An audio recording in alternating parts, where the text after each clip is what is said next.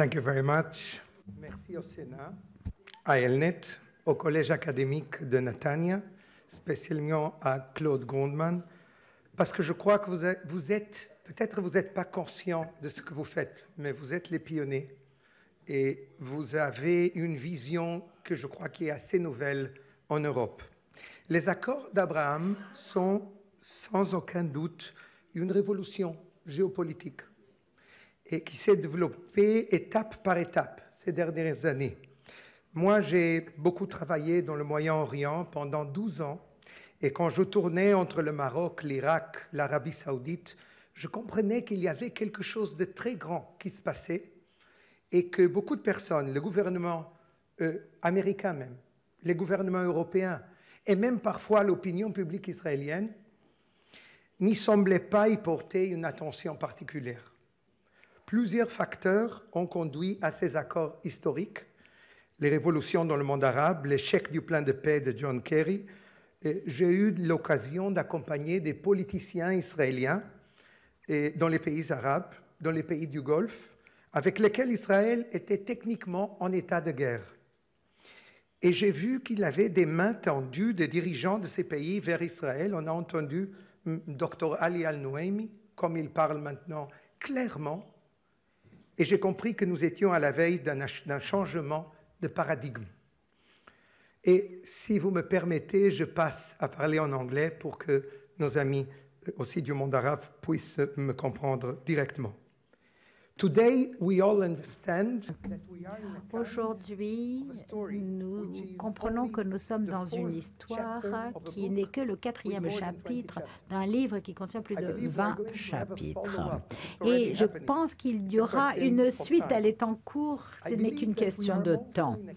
Nous sommes également au cours d'une révolution des mentalités au Moyen-Orient qui va changer l'approche de l'opinion publique. Certains des intervenants ont des choses incroyables. Par exemple, que 400 000 Israéliens se sont rendus au cours de la pandémie dans le Golfe, Dubaï notamment, mais pas seulement. Et ça a été vraiment une révolution dans leur façon de voir les Arabes. Ils ne connaissaient que les Palestiniens, ils ne connaissaient pas tous les Arabes. Et ils les ont vus différemment. Ils avaient quelque chose de nouveau.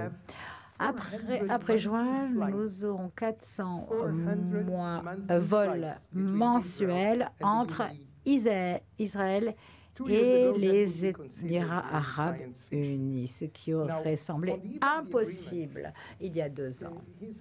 S'agissant des accords, le prince Hassan de Jordanie m'a dit quelque chose qui m'a fait comprendre ce qui se passe. Il m'a dit, Enrique, nous avons une très bonne coopération entre nous et vous. On est en paix depuis 1994, mais presque seulement dans le domaine de la sécurité et du militaire.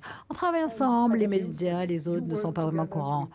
Mais vous travaillez dans les pays du Golfe depuis longtemps. Mais ça ne suffit pas. Pas assez de défense, pas assez de coopération militaire, pas assez. Il m'a dit, si l'on veut construire un arbre fort, il faut plus de racines, il faut du commerce, de l'industrie, une coopération universitaire, sportive, il faut de la culture, il faut préparer l'opinion publique pour construire la paix. Il faut poser une question. Pourquoi? Pourquoi maintenant? Qu'est-ce qui a changé? Qu'est-ce qui s'est passé? Quelles sont les raisons de ces accords il y a 20 mois exactement? Et au fait, je les ai suivis avec mes 3 enfants et je leur ai dit, c'est le cadeau de ma génération à la vôtre. C'est frustrant quand on a l'impression que des gens qui connaissent bien le Moyen-Orient ne sont pas bien conscients de l'importance de ce qui s'est passé. Quelles furent les raisons? Pourquoi ça a pu se faire? Eh bien, une raison qui a été mentionnée plusieurs fois, c'est que nous avons des ennemis communs. Dr Al-Nouaimi nous en a mentionné certains. Il a parlé de l'Iran.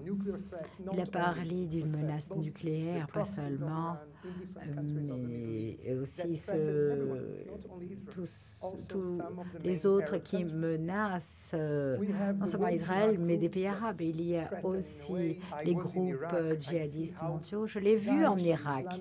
J'ai vu comment Daesh, l'État islamique, est en train de devenir une nouvelle génération 2.0. Et en même temps, on assiste à des réunions avec le Premier ministre israélien à Sharm el-Sheikh, avec le prince des EAU et le président de l'Égypte. On voit les ministres des Affaires étrangères d'Israël qui reçoivent dans le dessert des ministres de différents pays qui étaient il y a peu encore ennemis.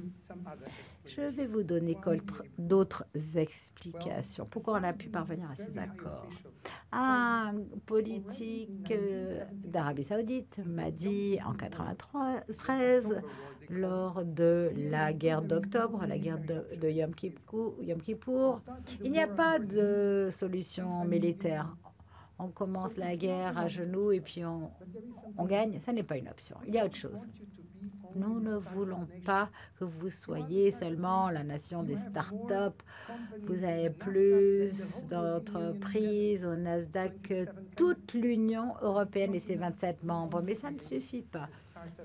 Nous voulons une région de start-up. C'est ce que Jonathan a dit très précisément. Nous voulons prendre ces connaissances, ce savoir-faire, ces technologies et les partager non seulement dans un souk, un bazar, mais pour partager, où l'on se vend des choses, mais partager et développer ensemble.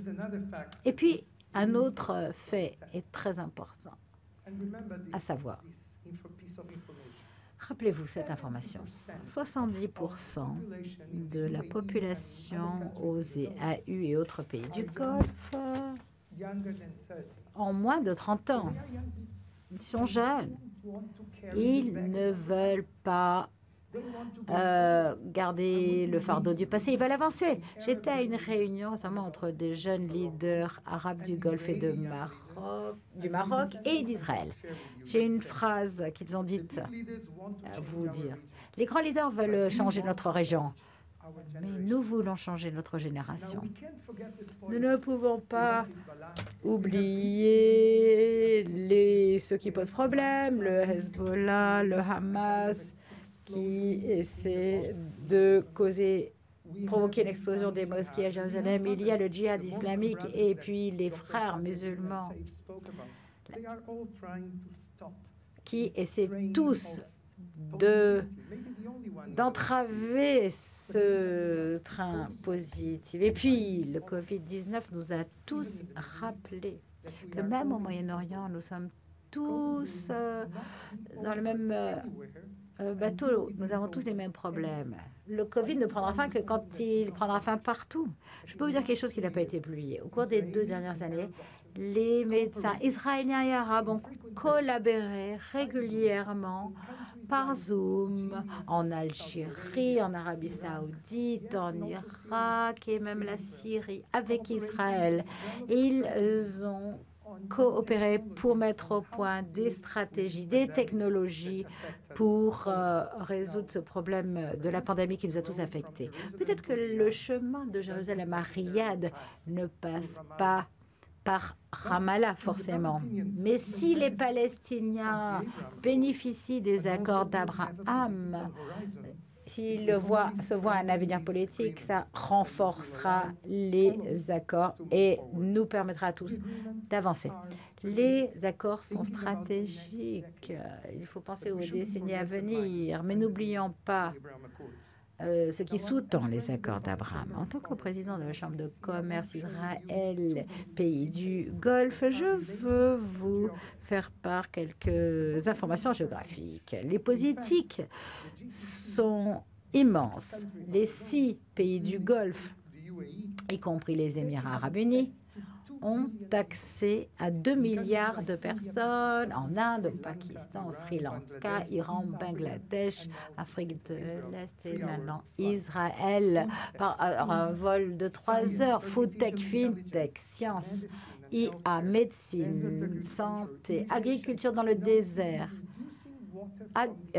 produire de l'eau à partir de l'air. C'est une technologie israélienne qui permet de le faire dans les pays du Golfe. Et quelqu'un a dit, vous savez, qu'il y a 2 astronautes des Émirats arabes unis qui vont atterrir sur la Lune dans les 2 années à venir, une femme et un homme.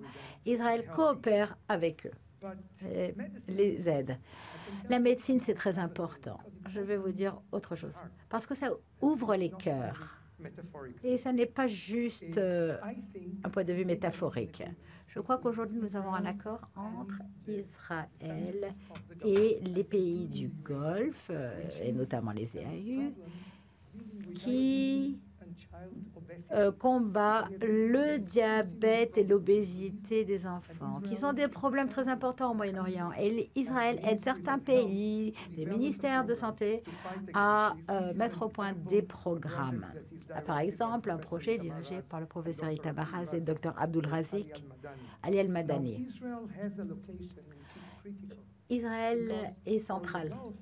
Pour le Golfe, c'est sur la voie de l'Europe. Il y a l'idée de créer un TGV entre Abu Dhabi et Haïfa, 3000 km.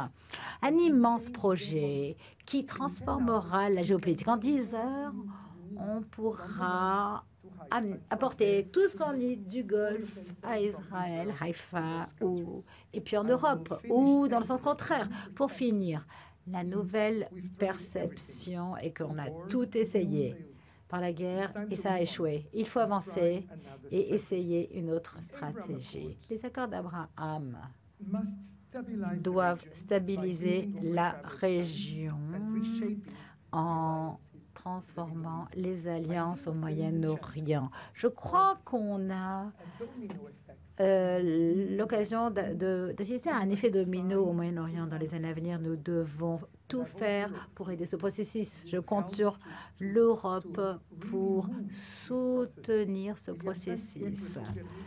Déclarer, et je finis, que la Terre était ronde et que les planètes tournaient autour du Soleil. Au lieu de l'encenser pour sa découverte, il a été conspué et les gens ont continué à dire que la Terre était plate. Certains, en Europe, continuent de voir le Moyen-Orient uniquement à travers le prisme israélo-palestinien et perçoivent encore la région telle qu'elle était il y a des années, il y a peut-être 20 ans. Je crois que les accords d'Abraham sont réellement les prémices d'un Moyen-Orient différent qui s'offre à nous, une opportunité pour un nouveau grand dessein de la région. Nous devrions encourager cet effort et tous participer à cette dynamique pour écrire une nouvelle et belle histoire. Merci beaucoup.